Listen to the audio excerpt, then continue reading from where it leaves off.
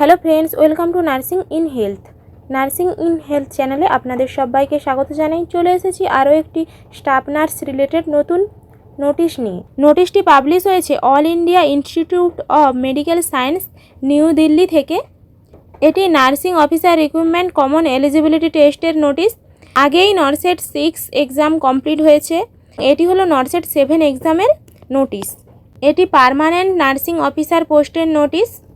এই জবের pay level হলো 7 এবং এটি একটি বি গ্রুপ টাইপের জব। যেনারা নরসেট এক্সাম দেবেন বলে প্রিপারেশান নিচ্ছিলেন তাদের জন্য এই নোটিশটি খুবই গুরুত্বপূর্ণ, কারণ এই এক্সামের মাধ্যমে তেনারা নার্সিং অফিসার পদে পার্মানেন্ট জবে নিযুক্ত হতে পারেন। ফর্ম ফিল আপ অলরেডি শুরু হয়ে গেছে 1 আগস্ট থেকে। ভিডিওটি খুবই গুরুত্বপূর্ণ আপনাদের জন্য, স্কিপ না করে সম্পূর্ণ দেখার অনুরোধ রইল। এই ভিডিওতে আমি নরসেট এক্সামের যে এলিজিবিলিটি ক্রাইটেরিয়া, এজ লিমিট বা এজ রিল্যাক্সেশন, এছাড়াও ফর্ম ফিল আপের লাস্ট ডেট এবং ফর্ম ফিল আপের জন্য কত টাকা লাগবে সমস্ত কিছু ডিটেলসে আলোচনা করব। এবং এই পিডিএফটি যদি আপনারা পেতে চান তাহলে ডেসক্রিপশানে লিঙ্ক দেওয়া রয়েছে, ডাউনলোড করে নেবেন এবং ডিটেলসে আরও জেনে নেবেন। তাহলে চলুন জেনে নেওয়া যাক নরসেট 7 এক্সামের জন্য এলিজিবিলিটি ক্রাইটেরিয়া কী রয়েছে। বিএসসি পাস হতে হবে, ইন্ডিয়ান নার্সিং কাউন্সিল বা স্টেট নার্সিং কাউন্সিলের আন্ডারে যে কোনো ইনস্টিটিউট থেকে, এছাড়া পোস্ট বেসিক পাসও হতে পারেন। অবশ্যই স্টেট বা আইএনসির আন্ডারে রেজিস্টার্ড হতে হবে। এই স্টেট বা ইন্ডিয়ান নার্সিং কাউন্সিলের আন্ডারে যে কোনো ইনস্টিটিউট থেকে জিএনএম পাস আউটও হতে পারেন। অবশ্যই রেজিস্টার্ড হতে হবে যে কোনো স্টেট বা আইএনসির আন্ডারে। ক্ষেত্রে যেনারা জিএনএম পাস করে নরসেট 7 এক্সামে বসতে চাইছেন তাদের ক্ষেত্রে অবশ্যই অন্তত 50 বেডের যে কোনো হসপিটাল থেকে 2 বছরের এক্সপেরিয়েন্স থাকতে হবে এবং এক্সপেরিয়েন্স অবশ্যই জিএনএম পাস আউটের পর এবং তাদের রেজাল্ট ও রেজিস্ট্রেশনের পর থেকে 2 বছর হতে হবে। এই এক্সামে বসার জন্য এজ লিমিট অবশ্যই 18 থেকে 30 বছরের মধ্যে হতে হবে, তবে বিভিন্ন ক্যাটাগরি অনুযায়ী এজ রিল্যাক্সেশন দেওয়া হয়ে থাকে। এবং অ্যাপ্লিকেশান ফিস জেনারেল এবং ওবিসি ক্যান্ডিডেটের জন্য লাগবে 3000 টাকা এবং এসসি এসটি ও ইডাব্লিউএস ক্যাটাগরির জন্য 2400 টাকা। ক্যান্ডিডেট তার অ্যাপ্লিকেশান ফিস যে কোনোভাবে পাঠাতে পারেন, ডেবিট কার্ড বা ক্রেডিট কার্ড, এছাড়াও নেট ব্যাঙ্কিংয়ের মাধ্যমে। তবে অবশ্যই তিনি যে পেমেন্ট করছেন তার প্রুফ অবশ্যই রাখতে হবে। কোনো ক্যান্ডিডেট অ্যাপ্লিকেশানের সাথে সাথে পেমেন্ট না করেন সেক্ষেত্রে তার অ্যাপ্লিকেশান ক্যান্সেল করা হবে। তেনারা এই নরসেট এক্সামের জন্য ফর্ম ফিল আপ করতে চাইছেন অবশ্যই সমস্ত ধরনের এলিজিবিলিটি ক্রাইটেরিয়া চেক করে তারপরেই ফর্ম ফিল আপ করবেন, কারণ একবার ফর্ম ফিল আপ ফিস জমা পড়ে গেলে আপনি যদি ওই অ্যাপ্লিকেশান ফিস রিফান্ড পেতে চান কখনোই কোনোভাবেই ওটা রিফান্ড পাবেন না। এবং এই নরসেট পরীক্ষা 2টি স্টেপে হয়ে থাকে বলেই দেওয়া রয়েছে। প্রিলিমিনারি এক্সাম হবে 15ই সেপ্টেম্বর, যেটা সানডে পড়েছে, এবং মেন যে এক্সাম সেটা হবে 4 অক্টোবর, ফ্রাইডে পড়েছে। তাই যেনারা এই এক্সামে বসতে চাইছেন তা এক্সামের প্রিপারেশান নিচ্ছেন, এই এক্সামের ডেটটাও ভালোভাবে দেখে নেবেন। এছাড়াও আরও গুরুত্বপূর্ণ তথ্য রয়েছে।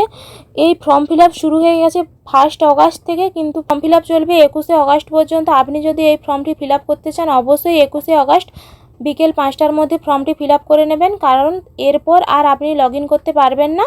কিন্তু আপনার যদি অ্যাপ্লিকেশানের সময় কোনো রকমের কোনো মিস্টেক হয়ে থাকে সেক্ষেত্রে আপনি ওটা ভালোভাবে চেক করে নেবেন। যদি আপনার কোনো মিস্টেক থেকে যায় আপনার ফর্মটি কিন্তু ক্যান্সেল হয়ে যাবে। তাই 23 তারিখ থেকে আপনি আপনার অ্যাপ্লিকেশানটি কারেকশান করতে পারেন, যেটি 24 তারিখের বিকেল 5টা পর্যন্ত আপনি কারেকশান করতে পারবেন।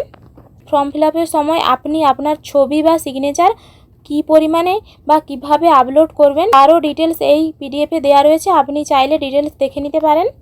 এবং বিভিন্ন কাস্ট অনুযায়ী ও ক্যাটাগরি অনুযায়ী এজ রিল্যাক্সেশন রয়েছে। যাদের ক্ষেত্রে কাস্ট বা পিডাব্লিউডি সার্টিফিকেট রয়েছে ওনারা এই এজ রিল্যাক্সেশন সম্পর্কে ডিটেলসে দেখে নিতে পারেন। যেমন এসসি এসটির ক্ষেত্রে এজ রিল্যাক্সেশন রয়েছে 5 বছর, ওবিসির ক্ষেত্রে 3 বছর, পিডাব্লিউবিডির ক্ষেত্রে রয়েছে 10 বছর। ডিটেলসে আপনি এই পিডিএফ থেকে দেখে নেবেন। আমি এই ভিডিও ডেসক্রিপশানে এই নোটিশটির লিঙ্ক দিয়ে রেখেছি, আপনারা চাইলে দেখে নিতে পারেন। এছাড়াও এই নোটিশটি আপনারা কোথা থেকে পাবেন, www.emsexam.ac.in, এখান থেকেই আপনারা আপনাদের এই নোটিশটি ডাউনলোড করে নিতে পারেন। এছাড়াও আপনাদের যখন অ্যাডমিট কার্ড আসবে তখন এই লিঙ্ক থেকেই আপনারা ডাউনলোড করে নিতে পারবেন। এবং এক্সামগুলি এই যে নরসেট 7 এক্সাম দুইটিভাবে হয়ে থাকবে, প্রিলিমিনারি স্টেজে এবং মেন স্টেজে, এবং এক্সামটি হবে সিবিটি মেথডে। এছাড়াও এই নোটিশে রুলস অফ স্ক্রাইব এবং এলিজিবিলিটি ফর স্ক্রাইব সমস্ত কিছু ডিটেলস রয়েছে। আপনাদের ক্ষেত্রে যদি কোনো প্রয়োজন হয় আপনারা এগুলো দেখে নিতে পারেন। এছাড়াও যেনারা কোনো স্টেট বা সেন্ট্রাল গভর্নমেন্টের আন্ডারে কোনো রেগুলার জবে জয়েন রয়েছেন তাদের ক্ষেত্রে অবশ্যই এনওসি লাগবে, এবং এনওসির ক্ষেত্রে আরও ডিটেলস চাইলে আপনি এখান থেকে দেখে নেবেন। এই অনলাইন অ্যাপ্লিকেশনের ক্ষেত্রে সমস্ত কিছু সঠিকভাবে আপনি দেবেন, না হলে আপনার ফর্মটি ক্যান্সেল হতে পারে। এবার চলুন জেনে নেওয়া যাক যে এক্সামিনেশনের প্যাটার্নগুলি কেমন হয়ে থাকে। প্রিলিমিনারি এক্সাম এবং মেন এক্সাম। প্রিলিমিনারি এক্সামের ক্ষেত্রে ডিউরেশন থাকে 90 মিনিট এবং এক্সামে 100টি এমসিকিউ কোশ্চেন থাকে, যেটি টোটাল মার্কস থাকে 100। এক্ষেত্রে প্রতি কোশ্চেন পিছু 4টি করে অ্যালটারনেটিভস থাকে বা অপশান থাকে।